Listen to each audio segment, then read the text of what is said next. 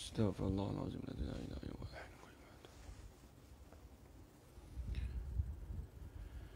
Astaghfirullahaladzim. La ilaha illallah. Astaghfirullahaladzim. La ilaha illallah.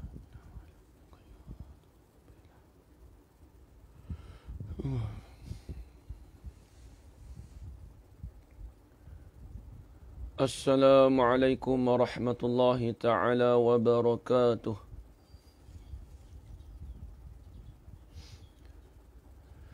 Bismillahirrahmanirrahim. Alhamdulillahi rabbil alamin. Wal aqibatu lil muttaqin. Wassalatu wassalamu ala ashrafil anbiya'i wal mursalin. Wa ala alihi wa sahbihi ajma'in.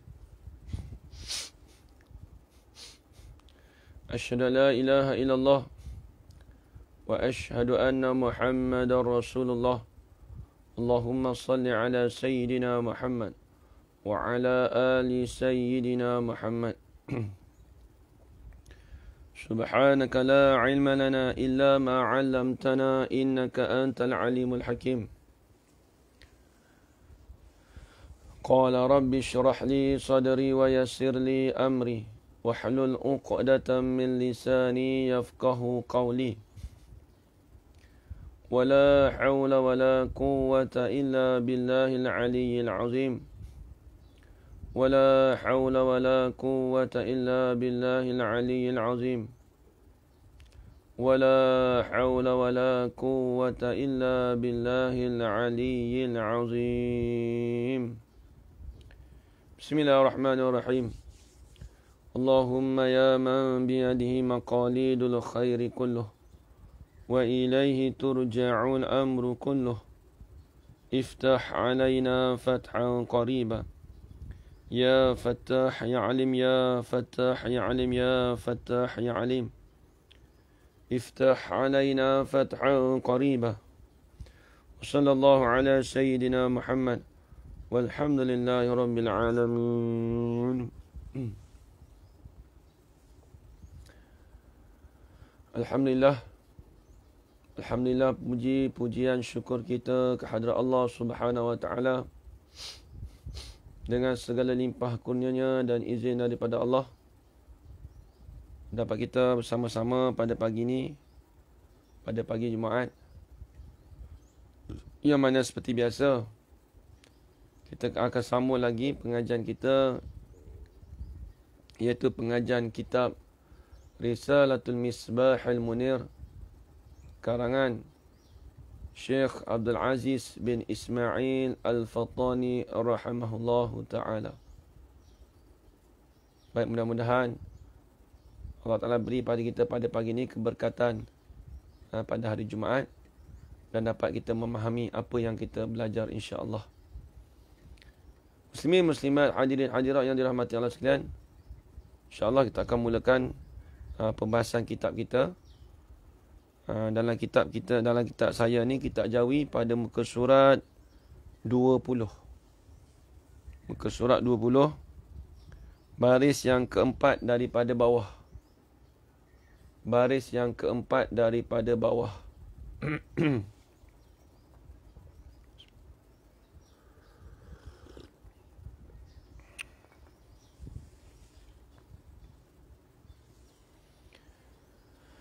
Bismillahirrahmanirrahim.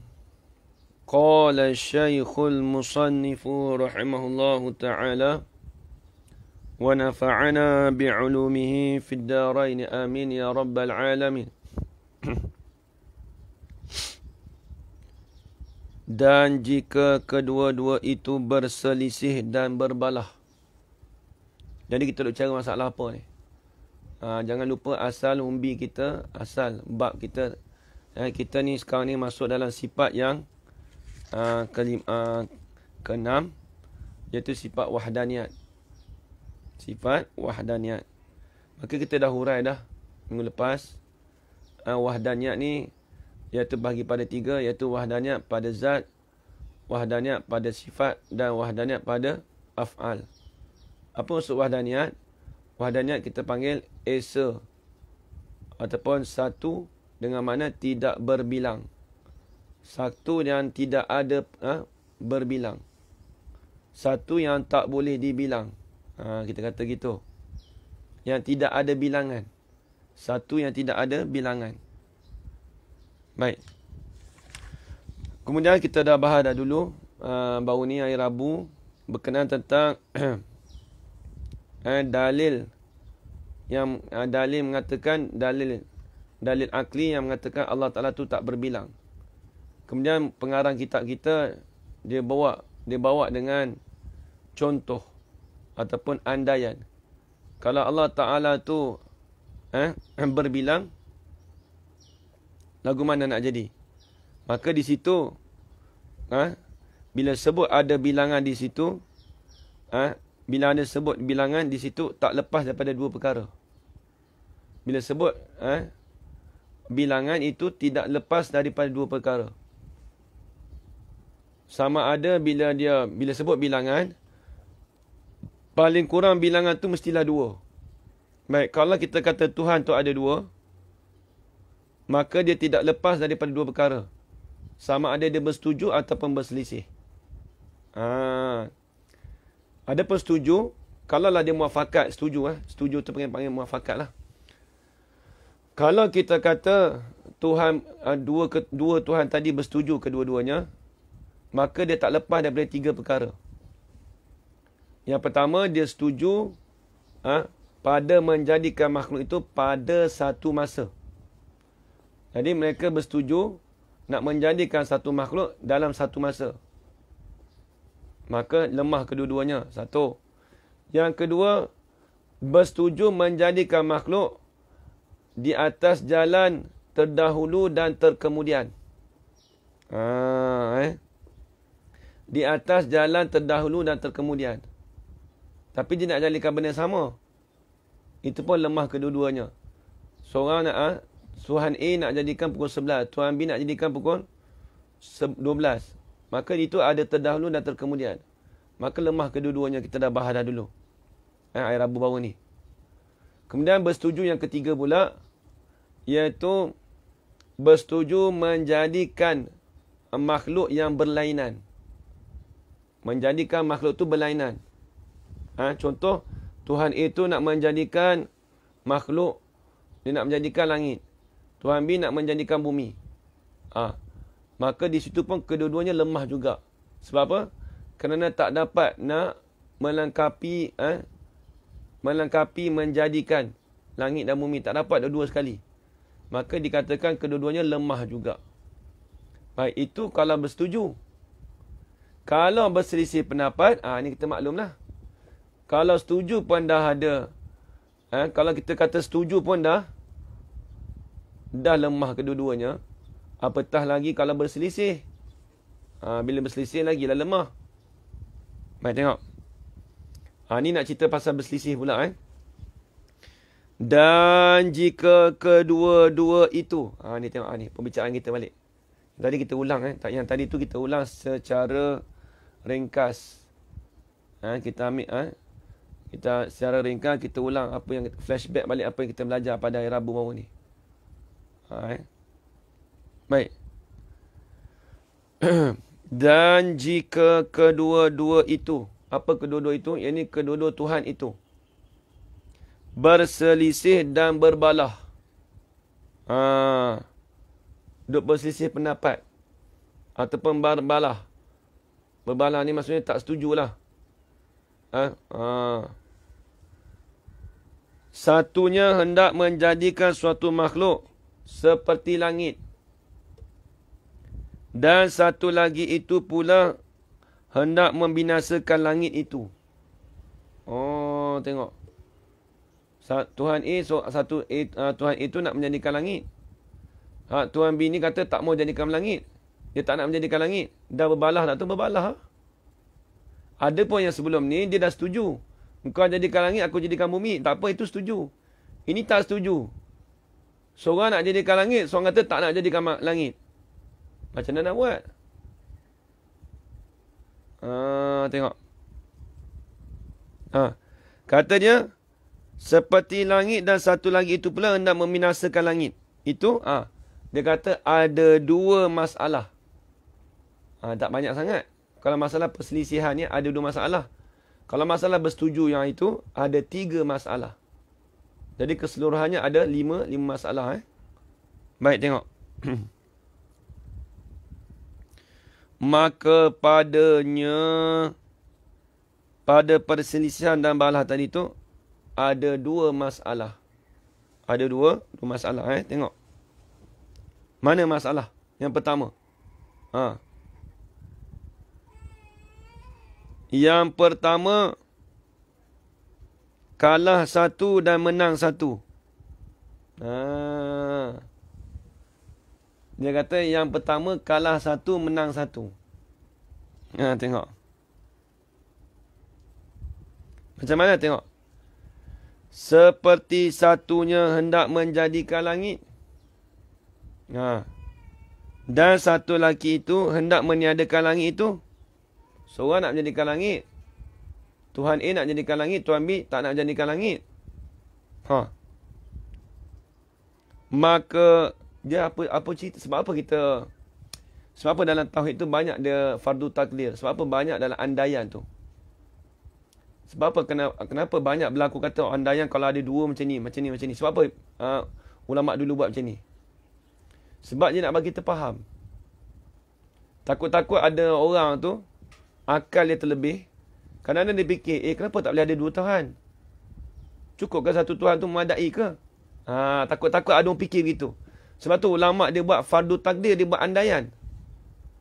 Kalau ada orang berfikir kata kalau 2 Tuhan tu macam mana? Sebab tu dia bagi andaian begini. Nak cerita kata 2 Tuhan tu tak boleh berlaku. Takut orang tanya saya, kenapa Ustaz? Kenapa ulama dulu dia buat? Dia buat kata ada 2 Tuhan, jikalau ada 2 Tuhan. Kenapa ada jikalau apa semua tu? Sebab dia nak buat andaian. Kita maklum kalau satu Tuhan tu kita maklum, tapi kalau 2 Tuhan tu kenapa tak boleh berlaku? Dia nak jadi macam mana? Dia mesti ulama buat tu sebab apa? Sebab ada dia punya sebab dia. Nak bagi kita nampak, nak bagi mudah kita faham. Kalau ada 2 Tuhan jadi macam ni. Nampak tak? Ibarat ni ginilah. Kita ni dalam dunia ni begitu juga. Kita tengok, sebelum nak meletakkan kerajaan, sebelum nak meletakkan kata di sekolah tu ada 1 guru besar je. Mereka dah berfikir dah. Kerajaan fikir dah, kalau letak 2 guru besar tak boleh ke? Mesti kata tak boleh. Tapi kenapa dia buat? Tapi dia dah prepare awal-awal lah. Dia letak 1 je. Baik. Tiba-tiba kita pun fikir, kenapa dalam sekolah tak boleh buat 2 guru besar? Tiba-tiba ada orang jawab, memanglah kalau ada 2 guru besar tu, nak ikut kepala mana satu. Kalau setuju kedua-dua pun, ada lemah dia juga. Baik letak seorang. Contoh. Nampak tak? Begitu juga ulama. Kalau kita kata Tuhan, bak Tuhan. Kita maklum Allah Ta'ala tu satu. Tapi kenapa dia buat fardu takdir? Dia buat andaian kata ada dua dan sebagainya. Sebab nak bagi terfaham. Kalau ada dua tu, ada masalah dia begini. Nampak tak? Kalau dua tu kata masalah dia begini. Satu ulama buat begini Kalau ada orang tanya saya lah. Kenapa ulama ada jikalau. Maklum lah Ustaz, satu dah cukup lah. Kenapa ada sebut ada dua ke? Sebab nak bagi terfaham, takut ada orang akal dia lebih, hak cerdik sikit, dia tanya kenapa tak boleh Tuhan tu ada dua. Contoh. Kalau ada orang tu dia jenis liberal. Ataupun kita kata dia orang jenis liberal ke jenis apa? Kenapa tak pegang agama ni? Yang tak ada agama ni. Dia panggil apa nama satu lagi? Tu liberal, satu lagi Etis. Jenis tu. Takut-takut dia buat andaian kata, kenapa Tuhan dua tak boleh? Boleh je kalau Tuhan dua. Contoh, nampak tak? Tiba-tiba ada orang datang jumpa kita, dia dakwa, Tuhan kalau ada dua pun tak ada masalah apa. Contoh, orang tanya kita. Tak ada masalah. Etis betul. Orang etis ni dia tak pegang agama. Dia tak ada pegangan agama. Kalau dalam bahasa Arab dipanggil kafir zindik. Dalam bahasa Arab dipanggil kafir zindik. Kafir zindik ni orang yang tidak ada pegangan agama. Dia kafir tapi tak ada pegangan agama. Itu panggil etis. Panggil etis. Kalau bahasa Arab dipanggil kafir zindik. Seperti mana yang kata Imam Malik. Imam Malik pernah membuat bandingan. Ada satu perkataan dia. Nanti saya ingat macam. Ingatlah. Dia kata Imam Malik, man tafaqqaha wa lam yatasawwaf faqad tafassaqa. Wa man tasawwafa wa lam yatafaqqah faqad tazandaqa. Nampak zindik. Wa man jama'a bainahuma faqad tahaqqaqa. Tengok apa kata Imam Malik. Imam Malik kata, man tafassaqa wa lam yatasawwaf faqad tafassaqa. Barang siapa yang ambil fiqh, free thinker. Maksudnya dia punya pemikiran dia free, bebas, dia tak ada pegangan apa-apa. Kata Imam Malik, barang siapa yang ada fiqh, yang belajar fiqh tapi tak belajar tasawuf, dikatakan orang tu orang fasik. Bila sebut orang fasik, iaitu khurujun an ta'atillah ta'ala. Keluar daripada ketaatan Allah Ta'ala. Itu panggil fasik. Orang fasik ni dipanggil khurujun an ta'atillah. Keluar daripada perintah Allah Ta'ala. Itu dipanggil fasik. Ta'rif bagi fasik. Baik. Kata Imam Malik, orang yang ada fiqh tapi tak mau belajar tasawuf, itu dikatakan orang fasik. Kata Imam Malik lagi, wa man tasawwafa wa lam yatafaqqah faqad tazandaqa. Barang siapa yang belajar tasawuf padahal tak belajarlah ia man akan fiqh, dia tak belajar fiqh, belajar tasawuf saja, fiqh tolak, hak kerja mengatik je. Contoh, kata Imam Malik, faqad tazandaqa. Nescaya orang tu dipanggil orang zindik, seperti kafir zindik. Apa kafir zindik? Kafir yang tidak ada agama. Seperti etis. Etis ni tak ada agama. Dia orang kafir tapi tak ada agama. Bukan dia agama Buddha, bukan dia agama Kristian, bukan dia agama Yahudi, tak. Dia tak ada agama. Contoh kalau orang putih, contoh ni, Allah ni dulu punya cerita lah, sikit lah, saya tahu, Contoh seperti Tom Cruise. Tom Cruise tu dipanggil etis. Dia tak ada pegangan agama.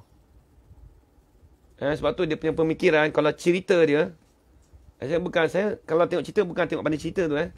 Tengok pemikiran. Dia boleh buat filem. Kalau tengok cerita ni, semua dia punya pemikiran dia semua masa ke depan. Masa depan. Dia buat hayalan tu masa depan. Nak bagi orang nampak tu, oh dia hebat. Kalau dia jadi pengarah filem tu, Tom Cruise tu, dia etis kan. Dia orang etis. Bila orang etis ni, dia bebas pemikirannya. Kata Al-Jazawiyah, kata free thinker. Maksudnya dia bebas agama. Ikut apa nak buat. Dia memang kafir tapi bukan kafir Kristian. Dia panggil kafir dia kafir zindik. Dia panggil etis. Cuba tengok dia punya cerita dia. Cerita dia semua kadang menyalahi daripada hukum alam. Kadang-kadang. Kalau kita tengok cerita dia tu, kadang-kadang menyalahi hukum alam. Tu contohlah sebagai contoh nak bagi nampak. Baik. Jadi kafir zindik ni panggil kafir yang tidak ada pegangan agama. Bukan agama Islam ni cerita ni. Dia kafir tapi tak ada agama. Sebab apa? Sebab kafir kan ada agama. Dia ada kafir Kristian, kafir Yahudi. Banyak. Kafir Buddha. Ada pun kafir zindik, dia kafir yang tak ada agama. Baik.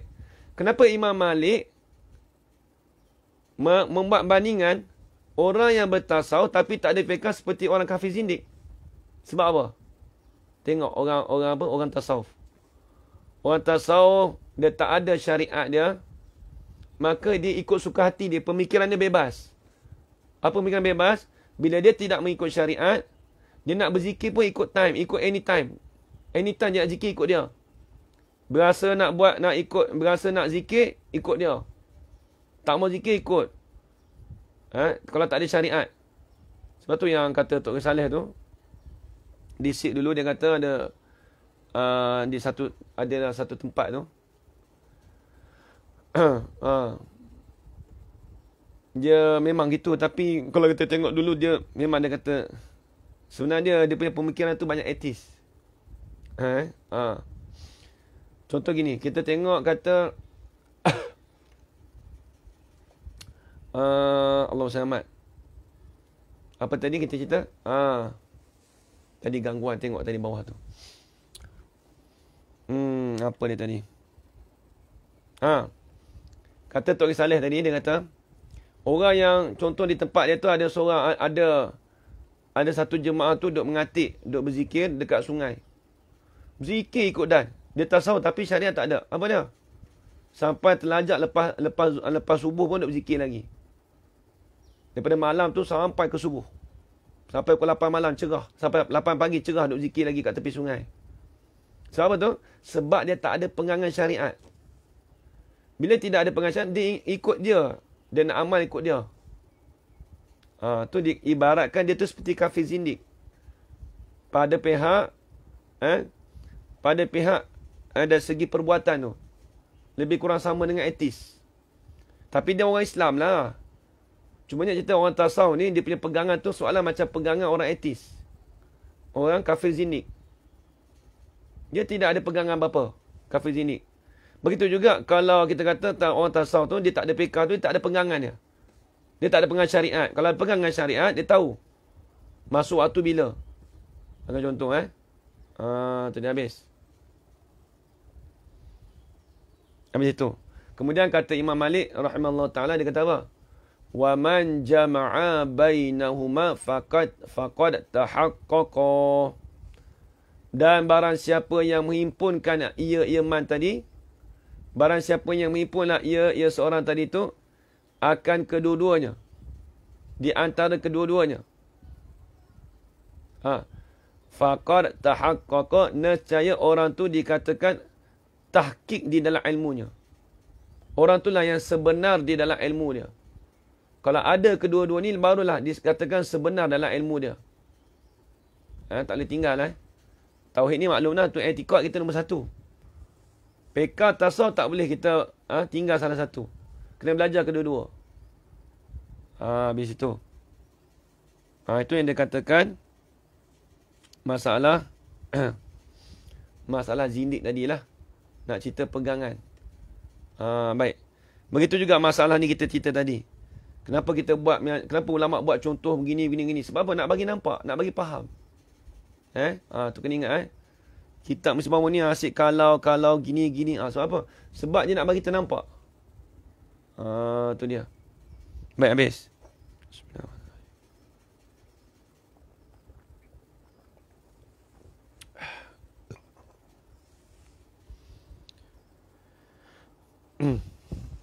Maka yang hendak, tengok. Yang pertamanya kalah satu dan menang satu. Seperti satunya hendak menjadikan langit. Dan satu lagi itu hendak meniadakan langit itu. Maka yang hendak, ini. Maka Tuhan yang hendak menjadikan itu, dapatlah ia menjadikan langit. Kita katalah dia dapat menjadikan langit. Dia menang. Dan yang hendak meniadakan langit, tak dapat ia meniadakan. Sebab apa? Kerana sangat ketat dikawal akan dia. Maksud kawal lah. Tuhan yang jadikan langit tu dah kena kawal lah. Dia jadikan langit. Lepas tu dia kawal pula dah. Tuhan yang satu lagi tu, kita kata dia kalah lah. Sebab apa kalah? Sebab tak dapat nak meniadakan langit tu. Sebab apa? Sebab apa tak boleh nak meniadakan? Kerana sangat ketat dikawal akan dia. Maka lemah ia daripada meluluskan kehendaknya. Kehendak dia lemah juga. Tak boleh nak meluluskan. Tak boleh nak meluluskan kehendak dia nak meniadakan. Sebab apa? Sebab dikawal ketat. Baik. Maka apabila lemah satu lagi. Nescaya lemah juga yang satu lagi itu. Baik, kita nak tanya. Sebab apa boleh kata lemah satu lagi pula? Sebab apa kata lemah? Sebab apa boleh kata lemah juga? Tengok. Sebab dia kawal. Kalau dah dia tu, kenapa dia kata lemahkan juga? Ustaz, dia dah jadikan langit, dia tak lemah dah. Dikatakan lemah juga tu sebab apa? Sebab dia sentiasa mengawal. Kalau tak lemah, dia tak payah kawal pun tak apa. Dia dah jadikan langit. Tapi dia kena kawal sebab apa? Nak mengawal daripada Tuhan yang tak dapat meniadakan langit tu, kena kawal daripada dia tu meniadakan langit. Nak kena kawal pada Tuhan satu lagi tu.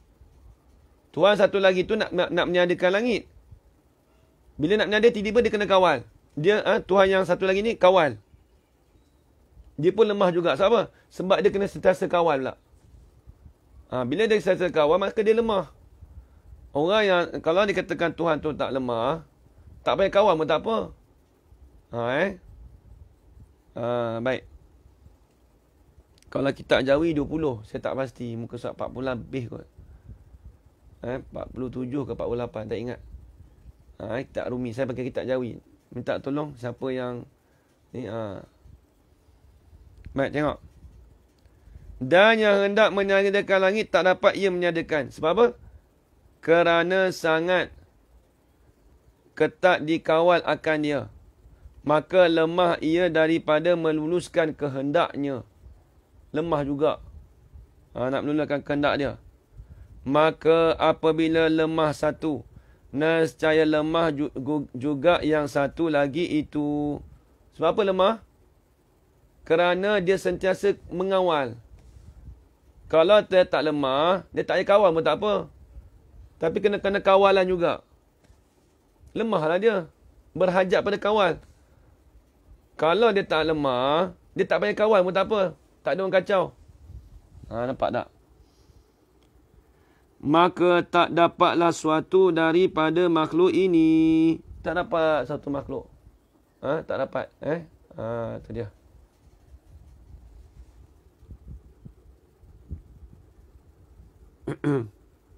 Habis. Itu yang masalah pertama.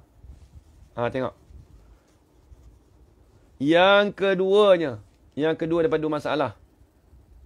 Seri kedua. Seri pula dah. Yalah, maknanya tak ada satu pun kosong mutlak. Sentiasa duduk kawal je. Satu lagi nak meniadakan langit. Tak apalah, kita kata nak meniadakan langit. Tapi dia tak dapat nak laksanakan dia punya. Yang satu lagi, kita nampak dia jadikan langit dah. Tapi dia kena sentiasa duduk kawal. Sentiasa duduk kawal tu pun, dia tak ada kuasa mutlak tak? Kalau kuasa mutlak maksudnya, tak payah kawal pun tak apa. Itu maksud dia. Kat ini Nampak lagi. Baik, yang keduanya, ni kena faham Dia dalam kitab-kitab macam ni yang buat misal contoh-contoh gini ni, dia ada sebut dalam kitab. Kalau ada kitab tauhid tu, dalam kitab Fathul Majid dia sebut. Kat ini kita belajar tu nanti ada sebut dalam kitab masalah sifat wadah niat. Sifat wadah niat ni dalam kitab Jawi ni pembahasan dia panjang dekat 3 pp satu helai setengah. Kalau dalam kitab Arab tu dalam bab sifat wadah niat saja ada 5 muka surat. Oh banyak. Minta maaf, ada 3 muka surat, 6 pp. Lagi banyak benda ni. Pemasalannya lagi pelik-pelik. Ni pun dah payah juga ni, dah payah juga. Tapi alhamdulillah kuliah ni untuk melepaskan fardu ain kita. Nak melepaskan fardu ain kita. Baik, tengok.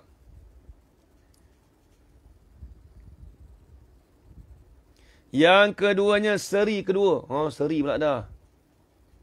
Tengok. Macam main bola lah seri. Maka pada masalah seri ini jadi 2 masalah pula. Seri ni ada 2 masalah. Jadi kita maklum dah. Berselisih pendapat tadi dia ada 2 masalah. Satu menang, satu kalah. Yang kedua ni seri. Tapi seri ni ada 2 masalah pula dah. Dia keluar cabangan 2 masalah pula. Tengok mana dia. Tengok. Yang pertama seri dengan kalah kedua-dua. Dua-dua kalah. Ada juga kalau main bola contoh bola ni. Contoh orang main ni untuk lelaki lah. Orang lelaki kalau minat bola Contoh kalau minat main bola ni dalam stage, group stage. Dalam group stage, contoh Champion League. Jadi dia tengok nombor 1, 2, 3, 4. Kawan tu kena menang juga. Seorang ni pun begitu juga. Tim ni pun satu juga. Dia kena menang juga. Kalah seri tak boleh. Jadi group stage tu ada 4 tim. Bila 4 tim, mereka ni duduk tangga 3 ke 4. Tiba-tiba seri kedua-dua. Dua-dua pun tak dapat pergi juga. Kalah juga. Sebab tak dapat nak pergi group stage. Round 16. Round 16. Pusingan ke-16. Round 16 tak dapat pergi. Contoh bagi contoh. Nak pergi round 16 tak boleh. Sebab apa? Sebab dia nak kalah. Dia seri dah tapi seri dua-dua kalah. Apa dua-dua kalah? Tak dapat nak pergi dua-dua. Tu ibarat macam bola tu lah. Ibarat macam bola. Tengok. Ni begitu juga. Ni masalah seri tapi kalah juga. Walaupun kita kata seri tapi dia kalah juga. Tengok. Yang pertama seri dengan kalah kedua-dua. Lagu mana? Macam mana yang dikatakan seri dengan kalah kedua-dua? Seperti satunya menghendaki menjadikan suatu makhluk. Dia nak kehendak nak jadikan satu makhluk. Tak dapat ia menjadikan. Tak dapat nak menjadikan. Dia nak menjadikan satu makhluk tapi tak dapat. Sebab apa? Kerana dikawal ketat oleh yang satu lagi. Duk kawal ketat. Kau nak jadikan makhluk? Tak boleh. Aku kawal. Tengok. Dia nak jadikan makhluk? Tak boleh. Sebab kena kawal. Dia nak jadi tak boleh kena kawal. Tuhan satu lagi tu kawal. Tuhan B tu kawal. Tuhan A nak menjadikan langit. Tiba-tiba dikawal oleh Tuhan B. Sebab tak bagi nak jadikan langit. Satu. Kerana dikawal ketat oleh yang satu lagi yang tidak menghendaki menjadikan makhluk itu. Dia tak kehendak pun nak jadikan makhluk tapi dikawal. Satu. Kemudian. Dan yang satu lagi itu. Menghendaki beri tiada. Apabila yang dahulu itu menjadi. Yang satu lagi ni pula. Yang satu lagi ni pula. Nak menghendaki. Nak meniadakan makhluk. Dia nak meniadakan makhluk. Apabila yang dahulu itu menjadi. Tapi masalahnya yang dulu pun tak boleh nak menjadi. Sebab apa? Sebab dia kawal. Macam mana dia nak jadikan makhluk? Hak ni pula dia nak meniadakan makhluk. Tapi dia nak menandakan makhluk pun tak boleh. Sebab apa? Sebab yang dulu pun tak menjadikan. Nampak tak seri kedua-dua? Nampak seri dah. Itu dia. Maka tak dapat juga meniadakan. Tak dapat juga nak meniadakan. Boleh kawal je lah. Kawan tu, Tuhan A nak menjadikan makhluk. Dia duduk kawal. Dan dia ni pula nak meniadakan makhluk. Dia kerja dia meniadakan makhluk. Tapi tak dapat juga meniadakan makhluk. Sebab apa?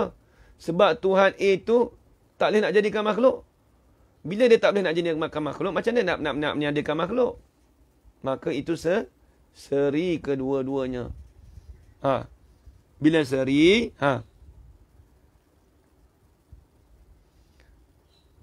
maka kedua-duanya. Maka tak dapat juga meniadakan. Sebab apa tak dapat meniadakan? Kerana makhluk itu tidak ada lagi. Makhluk tak ada lagi. Macam mana nak meniadakan? Tengok. Maka kedua-duanya itu lemah keduanya. Lemah kedua-dua. Nampak seri tapi lemah kedua-dua juga. Sebab apa? Sebab apa kata lemah? Kerana tidak hasil kehendak bagi tiap-tiap satu itu. Tak ada hasil. Hak satu Tuhan tadi, satu Tuhan yang A tadi tu, nak menjadikan makhluk tak boleh. Tak ada hasil dah. Tuhan B pula nak meniadakan makhluk. Tak dapat hasil juga. Sebab Tuhan yang dahulu tak menjadikan makhluk. Itulah, tak logik. Ni nak cerita kata, kalau ada orang falsafah, macam orang etis, saya tanya tadi, saya beritahu tadi, orang etis ke, ataupun orang falsafah ke, tiba-tiba takut dia main datang kat kita. Yalah, seri ni dipanggil fardu takdir, andaian untuk kita faham. Dia tak apalah, sekarang ni kita boleh cakap lah, Ustaz, siapa nak tanya Ustaz benda-benda ni Ustaz? Mana kita tahu? Akan datang, zaman akan datang kita tak tahu. Ulama buat siap-siap dah. Na'uzubillah min zalik, takut-takut akan datang ni, zaman-zaman sekarang, budak-budak sekarang, tiba-tiba akal dia banyak sangat, dia tanya pelik-pelik, kenapa Tuhan tu tak boleh dua ke? Kalau ada dua tu kan, nampak dia guna akal, kerana logik akal. Kalau ada dua kan bagus juga, tersusun kita punya sistem, sistem alam ni. Macam mana nak jawab? Kalau dia guna akal. Sebab tu kita kena guna akal juga. Tapi apa? Berlandaskan daripada perkataan ulama. Kita boleh soal dia balik. Okey, kalau dua, dia tak jadi berbalah ke? Kalau setuju pun, dijadikan lemah juga. Kalau berbalah pun, lagilah lemah. Beri izin. Kalau tuan pertama diberi izin. Ni masalahnya dulu. Ni masalah muafakat Haji Kamal Zaman. Yang Haji Kamal Zaman tanya ni soalan bukan yang masalah berselisih ni. Haji Kamal Zaman tanya masalah yang bersetuju. Yang bersetuju dulu. Nampak tak? Kalau dia beri izin. Sama juga. Bapa nak bagi izin, dia boleh buat sendiri. Menjadikan pun tetap lemah. Betul. Ini masalah setuju. Haji Kamal Zaman. Bukan yang bab ni. Tapi tak apalah tanya soalan tu. Tapi nak cerita kata yang Haji Kamal Zaman tanya ni. Ini bab setuju. Dia izin tu bab setuju lah. Tak apalah. Ini masalah berbalah dengan masalah berselisih. Masalah berselisih pun ada masalah dah. Kita kata seri. Seri pun dua lemah juga. Nak cerita kata bila ada dua Tuhan tu, dia tetap lemah kedua-dua. Bukan kata salah satu lemah, satu kuat. Tak, bukan begitu. Dua-dua lemah. Dia nak satu tu je. Ibaratnya, kita ada dua bos. Dalam syarikat Haji Kamal Zaman. Dia tetap juga lemah dua-dua. Sebab apa? Sebab kita boleh buat bandingan. Bos aku, bos A ni suka belanja orang. Dia suka belanja orang. Bos B ni tak suka belanja orang. Tapi buat bandingan pula. Tapi bos B ni, dia selalu balik kerja awal. Kalau balik kerja, suruh balik awal. Tapi dia tak suka belanja orang. Tapi kalau bos A ni, dia tak bagi balik awal kerja. Tapi dia suka belanja orang. Nampak buat bandingan, nampak tak? Kita nampak situ dah. Dia ada dua, kalau ada dua perkara ni, dia tetap lemah dua-dua. Tok saya tanyalah, kata seorang tu kuat tak juga. Kalau ada dua tu, yang confirm dia ada lemah dua-dua tu. Dia sebab tu dia kena satu je. Nampak dia cakap zaman-zaman dia tak boleh dua. Sebab tu dalam sistem pendidikan kita, masjid, sekolah, universiti, semua dia satu je. Rektor, seorang rektor. Guru besar, pengetua, mudir, semua seorang. Tak ada sebut dua mudir, dua rektor, tak ada. Paling-paling pun dia kata timbalan, tu je. Dia tak boleh nak langkah nombor satu. Perdana Menteri. Allah Alam, tak tahu lah Perdana Menteri dalam dunia ni ada tak dua Perdana Menteri. Satu je saya dengar lah. Kita pernah dengar. Kalau ada dua Perdana Menteri, mesti dua-dua lemah. Mesti dua-dua tak boleh pergi dah. Habis itu. Itu makhluk. Itu makhluk. Apatah lagi kalau kita kata Tuhan tu ada dua. Lagilah mustahil bagi. Mustahil. Habis.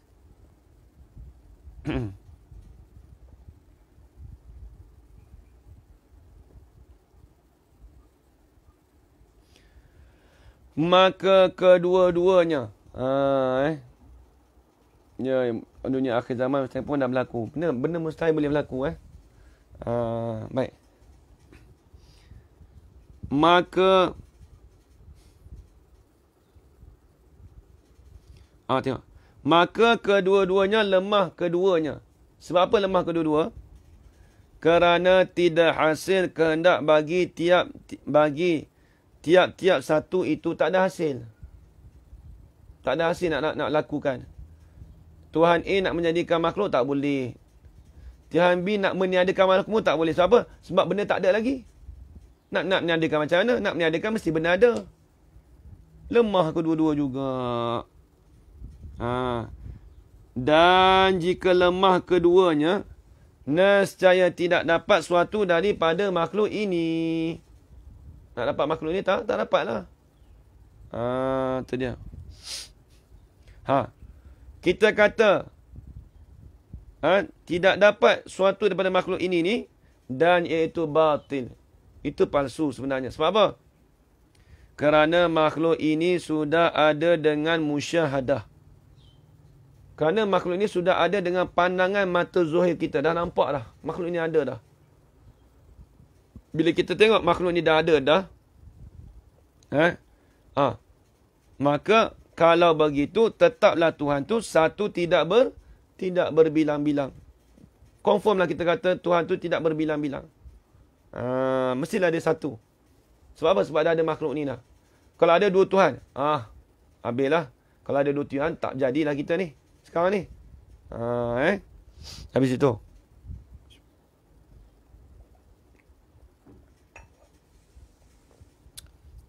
Dan masalah yang kedua.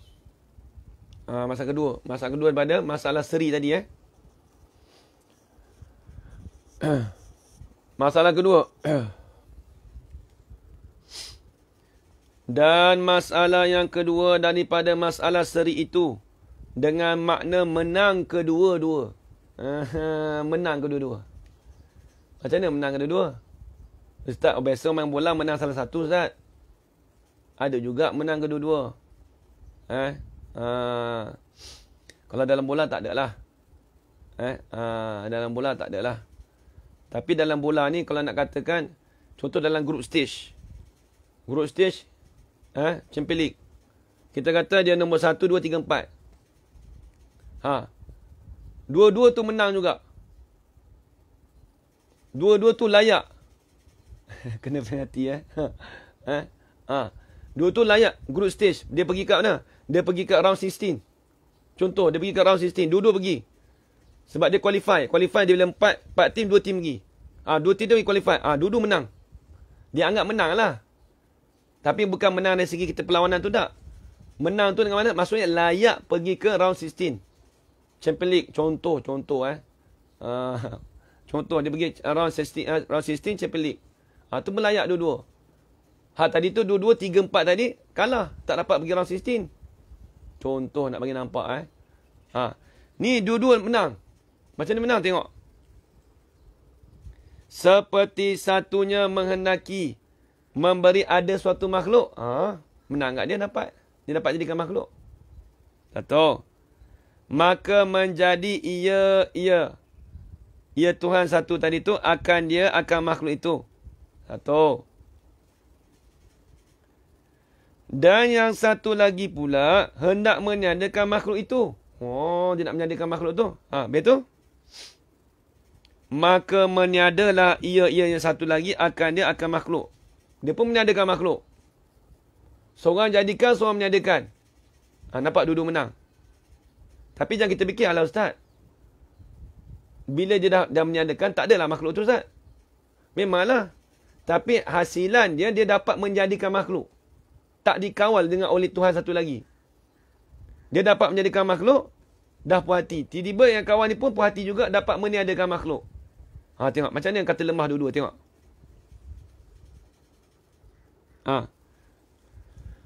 Maka menjadi ia akan dia. Dan satu lagi pula hendak meniadakan makhluk itu. Maka meniada ia satu lagi tu akan makhluk. Baik. Dan hasillah kehendaknya. Kehendak dia hasil juga. Dua-dua hasil. Baik. Bila dah kehendak hasil. Dan keduanya itu lemah. Lemah juga. Sebab apa lemah Ustaz? Ni kita gunakan. Lemah apa Ustaz? Apa syarat lemah Ustaz? Bila dah jadikan makhluk, habislah dia Ustaz. Yang meniadakan makhluk ni puas hatilah tak? Dia meniadakan makhluk. Kenapa lah? Mestilah yang meniadakan makhluk tu menang. Yang menjadikan makhluk tu kalah. Sebab dia dah menjadi, tiba-tiba bila dah jadi, kawan ni meniadakan pula. Itu kalau kita fikir logik. Tapi kenapa dikatakan dua-dua lemah juga?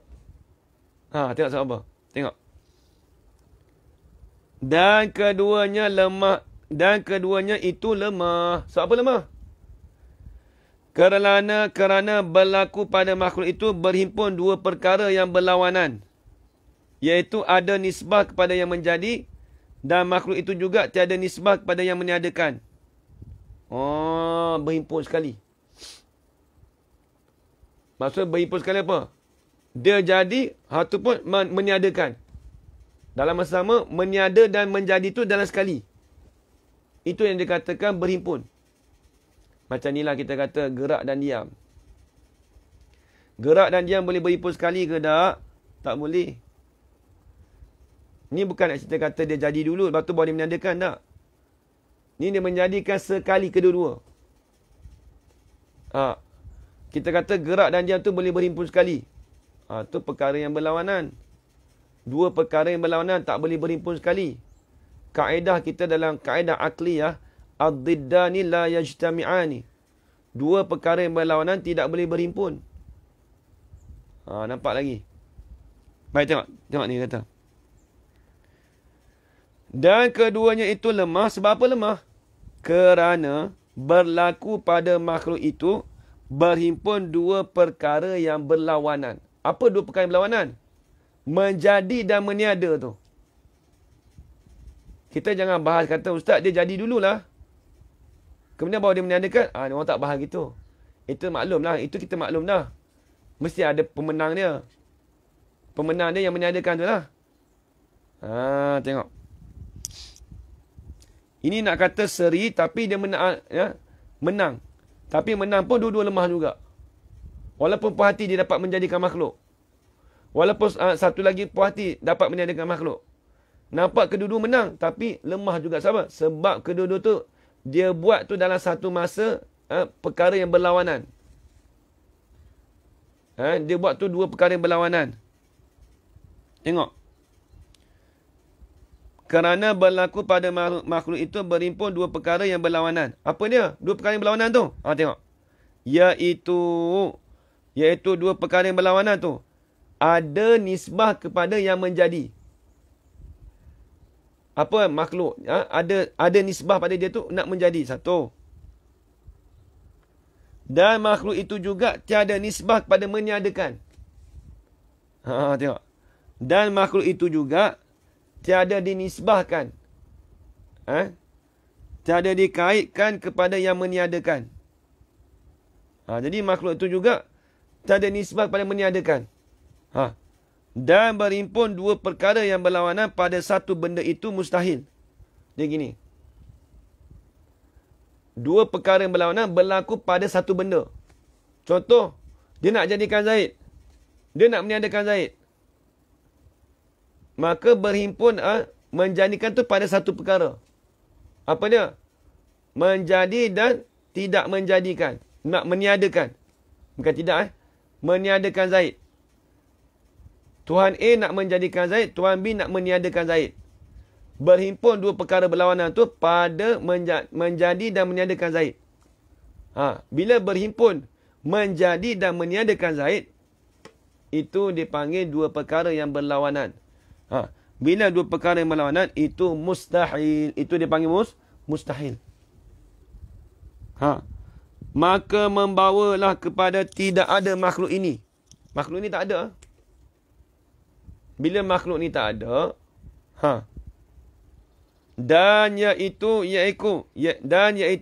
tidak ada makhluk ini dipanggil batil. Itu benda palsu. Kita kata makhluk ini tak ada, itu perkara yang palsu, batil.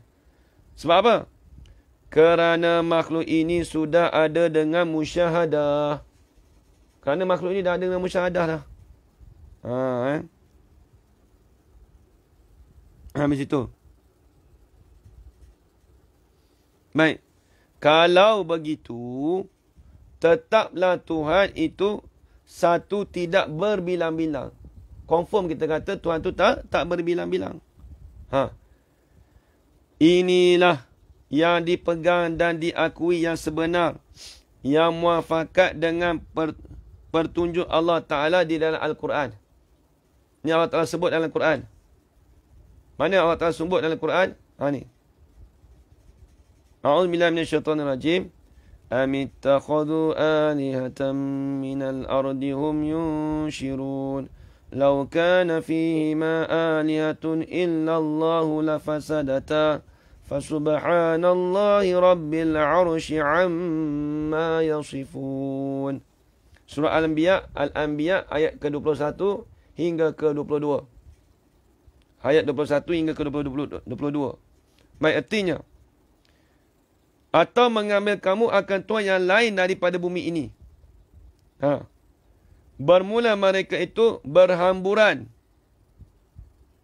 Berhamburan ini maksud Tuhan yang banyak. Sekalian mereka itu, jikalau adalah pada menjadikan langit bumi itu Tuhan lain, yang ini melainkan Allah, ini selain Allah Ta'ala. Kalaulah kita kata ada Tuhan yang lain selain Allah Ta'ala tu menjadikan langit dan bumi. Nescaya kedua-dua langit bumi itu rosak binasa. Maka rosak binasa. Tak boleh ada dua Tuhan. Lau kana alihatun illallahu lafasadata. Inilah ayat bagi ayat Quran yang mengatakan fardu takdir dah ada dalam ayat Quran. Tak boleh timbul kata ada dua Tuhan selain daripada Allah Ta'ala menjadikan makhluk ini. Itu habis. Iaitu makhluk ini iaitu kedua langit dan bumi. Baik. Maka nyatalah pada pertunjuk Allah Ta'ala di dalam ayat itu bahawa Tuhan satu jua tidak berbilang-bilang. Maka kita kata Tuhan itu satu tak berbilang-bilang. Habis itu. Wallahu a'lam. Habis itu. Kitab kita dalam bab sifat salbiyah. Habis. InsyaAllah minggu depan kita masuk pula sifat ma'ani. Iaitu sifat ketujuh, sifat kudrah. Sifat kudrah ni panjang juga. Perbahasannya berkenaan tentang ta'luk sifat kudrat. InsyaAllah nanti kita bahas. Pada pengajian kita minggu depan insya-Allah. Wallahu a'lam. Sampai masa dah ke belum? Alhamdulillah. Sebenarnya suku tepat. Baik, jadi harap semua faham insya-Allah Baik, insya-Allah tersambung esok pengajian kita iaitu pengajian kitab Muhammad Musalli. Ya betul, nanti kedua-dua langit bumi menjadi rosak, binasa. Berhamburan. Maksud berhamburan ni mana tadi? Berhamburan sekalian mereka itu. Maksud berhamburan tu tulis. Iaitu Tuhan yang banyak. Maksudnya Tuhan tu ada banyak.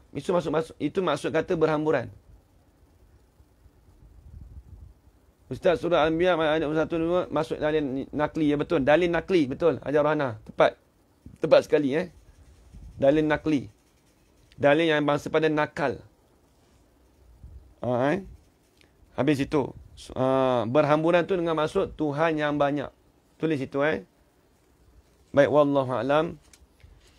Sekadar itu saja tuan-tuan, perempuan, ayah-ayah dan ibu sekalian. Saya minta maaf kalau ada salah dan silap ataupun terkasar bahasa daripada saya. Yang baik itu datang dari Allah Subhanahu Wa Taala dan lemah itu datang daripada diri saya sendiri. Aku qali hadza wa astaghfirullah li wa lakum. Wassalamualaikum warahmatullahi taala wabarakatuh. Ya betul. Ajar ya. Amin amin amin amin ya rabbal alamin. Bismillahirrahmanirrahim. Alhamdulillah rabbil alamin wassalatu wassalamu ala asyrafil anbiya'i wal mursalin wa ala alihi washabbihi ajma'in. اللهم ارزقنا علما نافعا ورزقا حلالا طيبا مباركا فيه وعملا مقبولا وسعادة الدارين آمين يا رب العالمين. ربنا آتنا في الدنيا حسنة وفي الآخرة حسنة وقنا عذاب النار.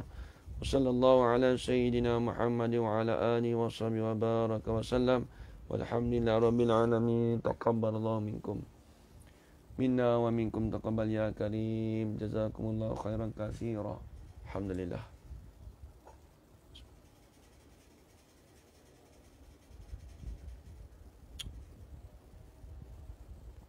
Afwan semua insya-Allah.